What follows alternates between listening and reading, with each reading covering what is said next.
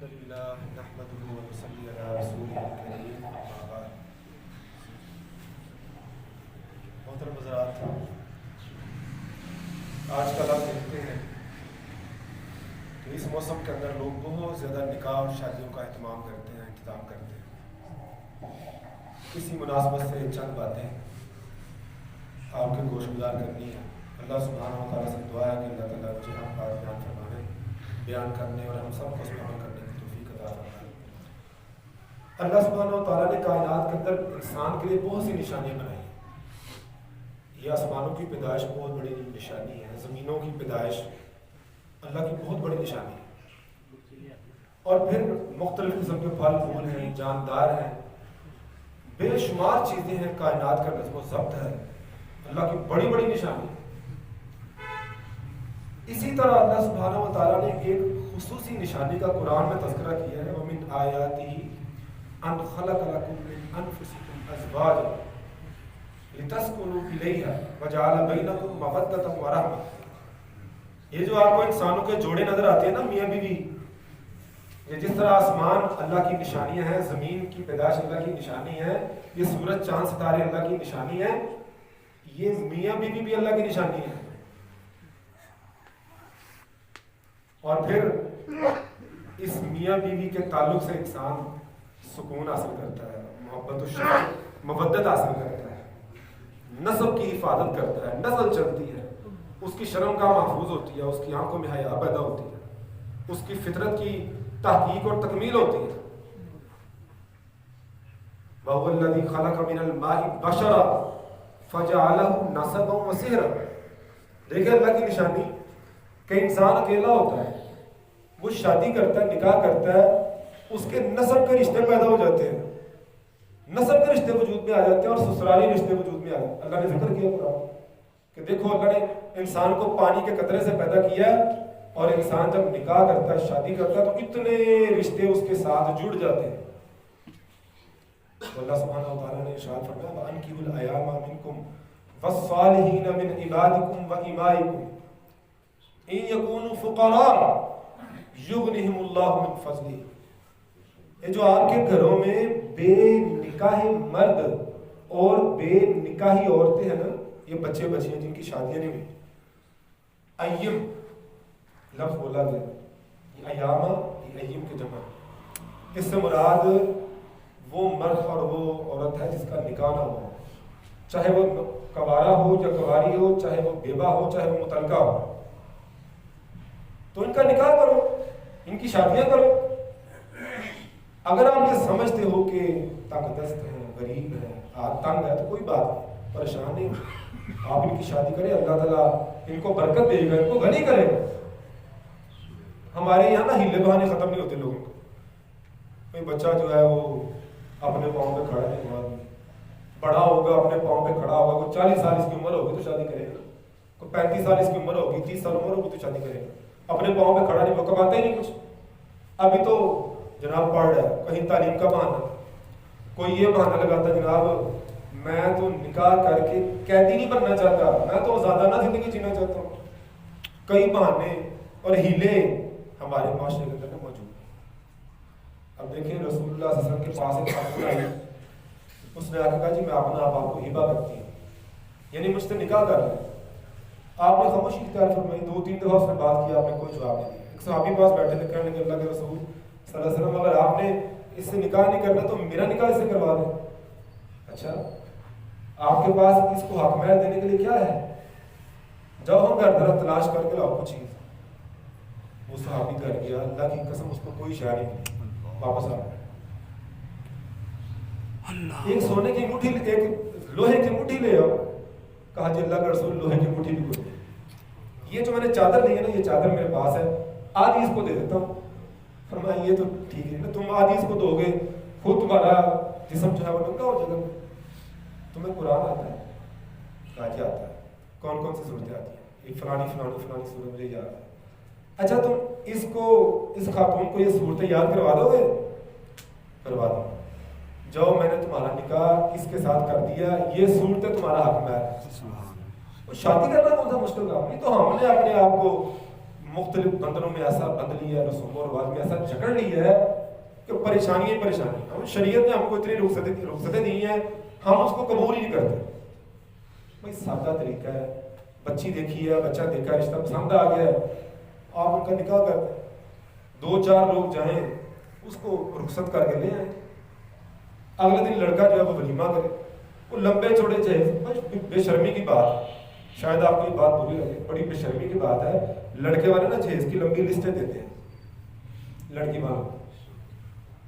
بھائی آپ خود نہیں کماتے، مرد ہو آپ، کماؤ بناؤ چیزیں.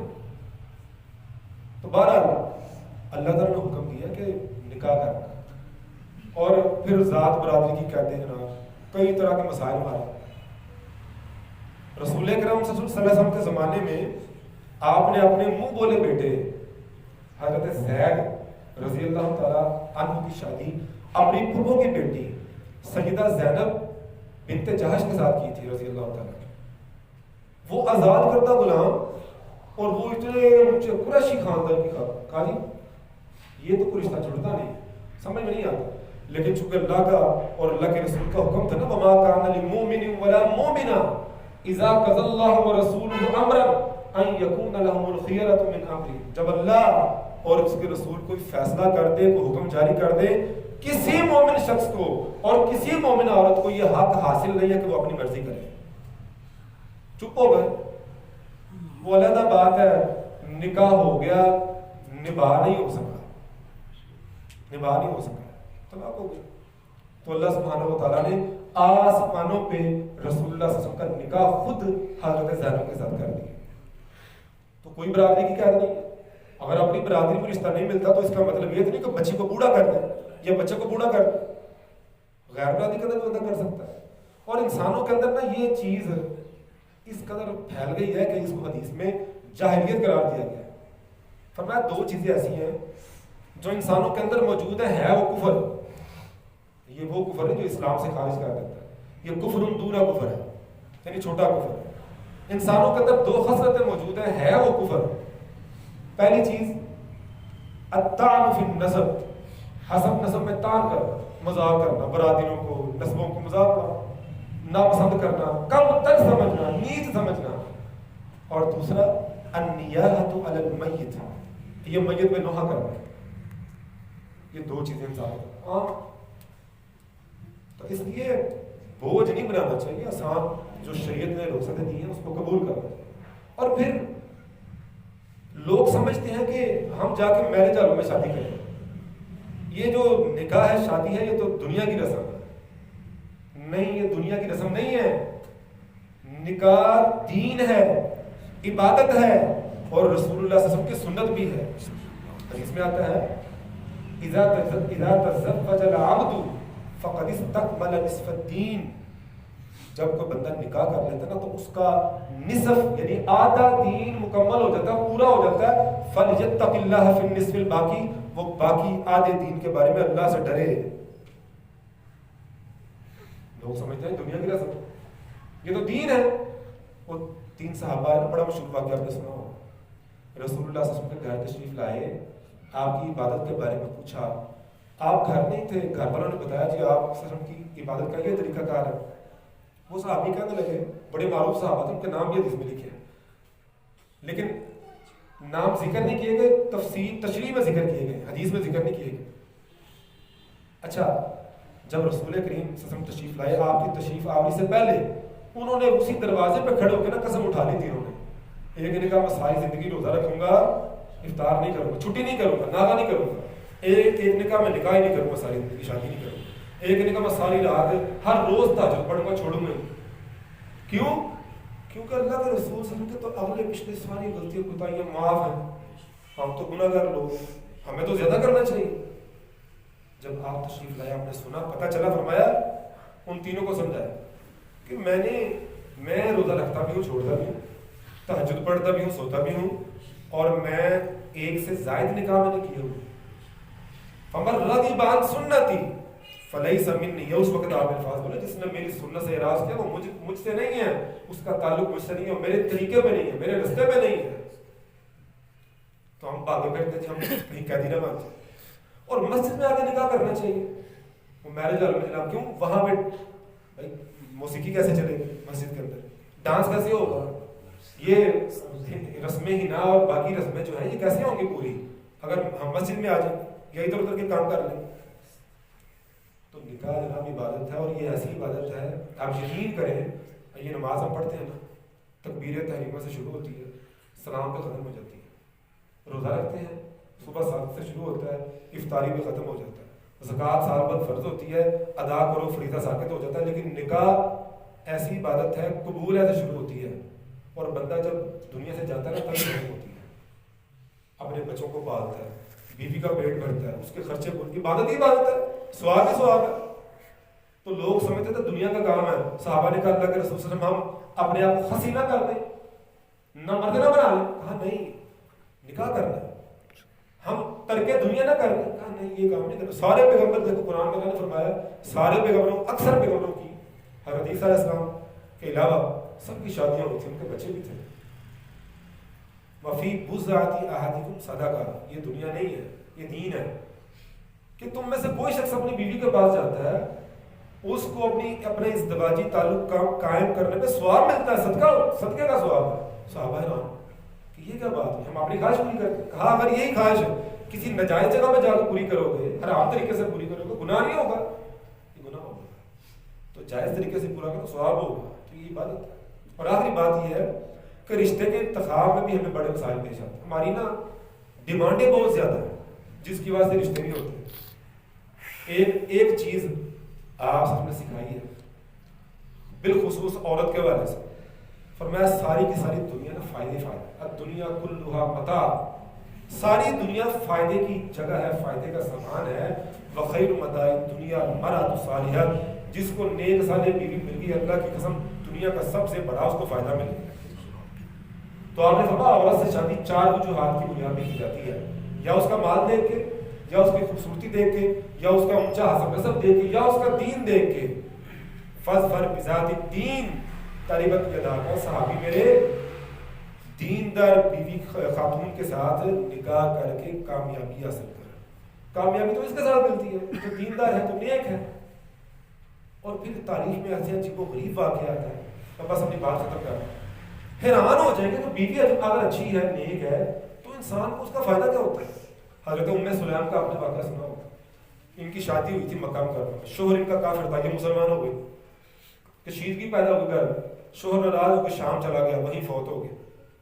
یہ ہجرت کر کے مدینہ منورہ آ گئے, اور ابو طلحہ انصاری ایک صحابی اس وقت مسلمان نہیں تھے, انہوں نے ان کو نکاح کا پیغام بھیجا. انہوں نے کہا جی شرط یہ ہے کہ آپ اسلام قبول کر رہے, کوئی حق مہر نہیں چاہیے, آپ کا جو حق مہر ہے میرے لیے وہ آپ کا قبول اسلام ہے.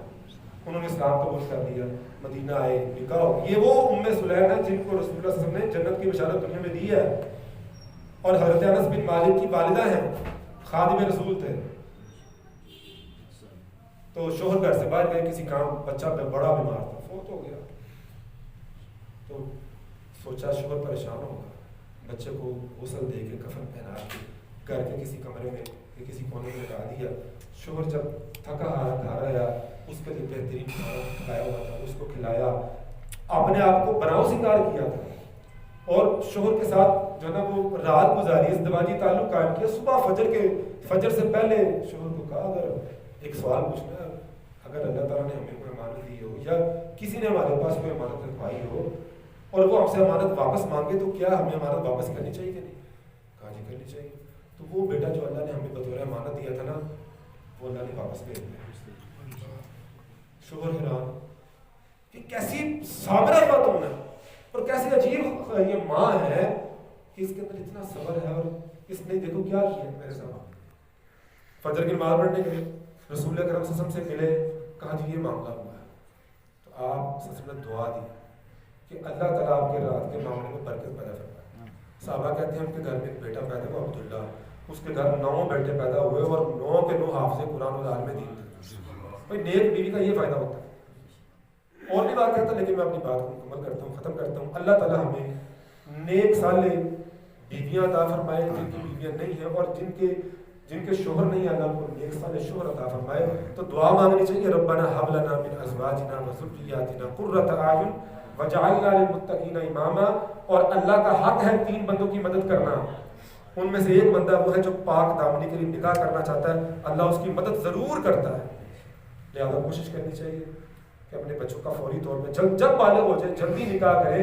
ایسا نہ ہو کہ وہ موبائل پہ لگ جائے، وہ نیٹ پہ لگ جائے، وہ گناہ کریں گے، وہ غلطیاں کریں گے، تو اس کا اثر آپ پہ پڑے گا، اس کا نتیجہ آپ پہ بہت ہے. اللہ تعالیٰ میں محفوظ فرمائے، اللہ میں نیکی کی توفیق عطا فرمائے.